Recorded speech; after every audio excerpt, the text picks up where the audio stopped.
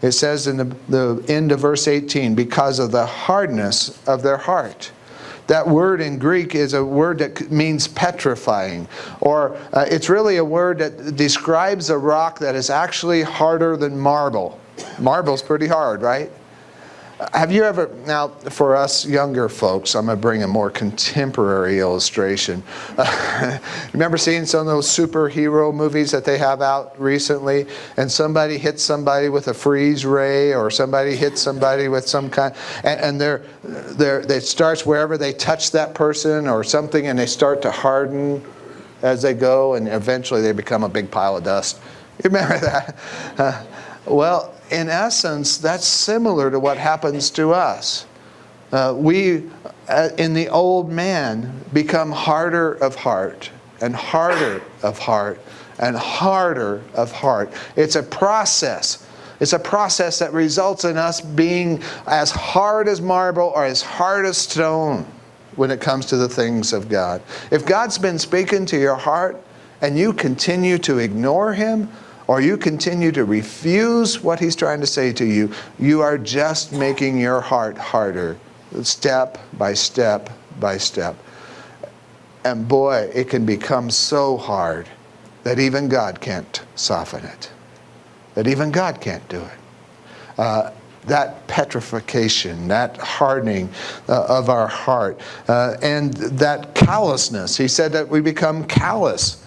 Now, that means that we become shameless. You heard about, and certainly have been praying for the folks over in Aurora. I'm sorry, I knew it wasn't right. Aurora. A young man came in and shot up all kinds of people with seemingly no sense of conscience at all. No sense of shame at all. It hasn't displayed so far in any of the proceedings any sense of shame. His heart has become so hard.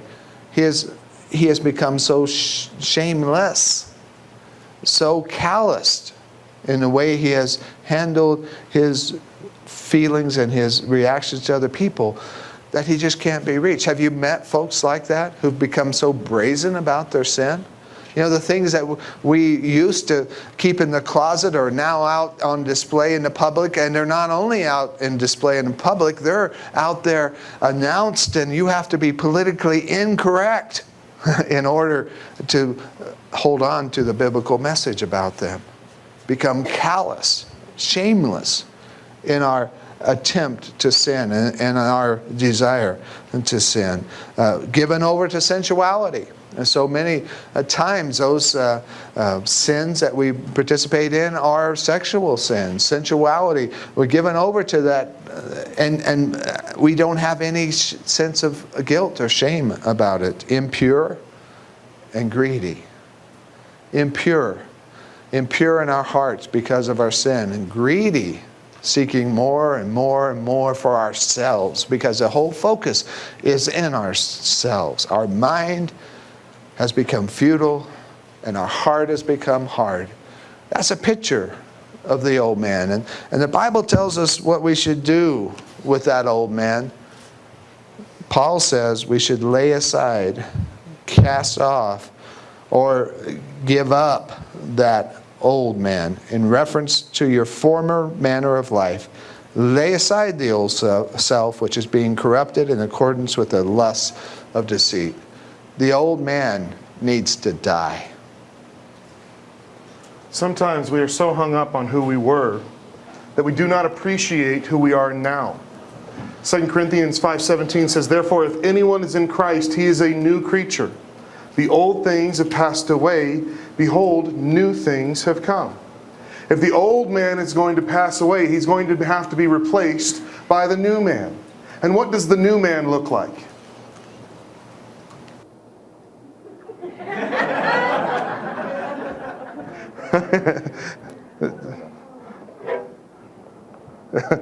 The pastor of today.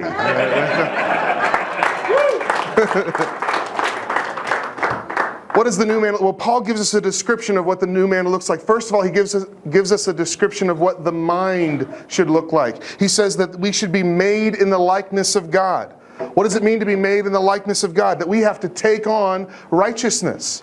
If you were with us last night, you saw a wonderful skit that I love where they had God was chiseling out the character flaws and the defects that are within us. And He replaces that with the things of God. He replaces that with righteousness. We have to become less and less sinful and more godly. And that is a process that takes place in our mind. He also says that we need to be holy. Now, it doesn't mean we have to be holier than thou. Sometimes when we think of, well, you need to be holy, it's usually an insult. Well, you think you're better than me, or that sort of thing. That's not what it means. Holy simply means that we should be set apart. If they were to put us in a lineup, if they were to put us against regular people of the world, and they would put us up against people who do not have God in their lives, they should be able to look at your lifestyle, look at the choices that you make, and there should be enough evidence to convict you of Christianity. You should be different. You should be set apart than the world. And that's a condition of our mind. How do we think about things? How do we approach things? He also says that there should be no falsehood in us, that we should be speaking the truth. Again, what goes on in here is what comes out here, right? Some of us don't have a very good filter between the two, do we? Sometimes, well, I just speak my mind. That usually just means I'm just going to go ahead and be rude to you, right? We don't have that filter because what's going on in our head is what's coming out of our mouth. And so if we're having problems here, we're going to have problems here. So what we don't do is we don't want to just say, okay, well then I just won't speak. How about let's fix the problem at its source. Let's change the way we think. Let's be God-like in our thoughts and in our mind. He also talks about how the new man has a new heart. Has a new heart. He understands that he is a member of the community. This passage in Ephesians talks about how we are one together in one body. Do you know that you represent not only Fellowship of the Rockies or New Life Baptist, whatever church you go to? You don't only represent that, but you represent Christianity and you represent Jesus in everything that you do. You need to understand that you are part of that community, and the way that you act and the way that you conduct yourself in your life reflects back on other Christians and on God Himself. So we need to understand that. It also says that we should be able to be angry and yet not sin.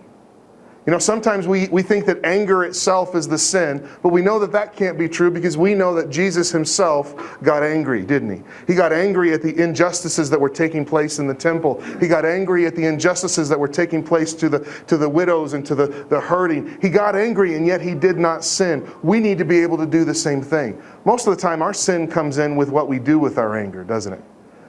How we display that, or how we try to work that out. It says that we're not supposed to give the devil opportunity.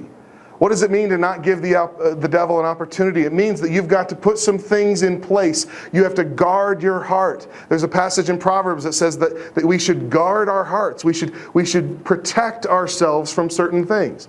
There are certain situations that I will not allow myself to be put in. I will not do counseling with a female one-on-one.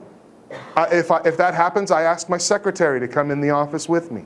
I will not give a teenage girl a ride home. It's not that I don't want her to get home. It's not that I don't want her to be safe.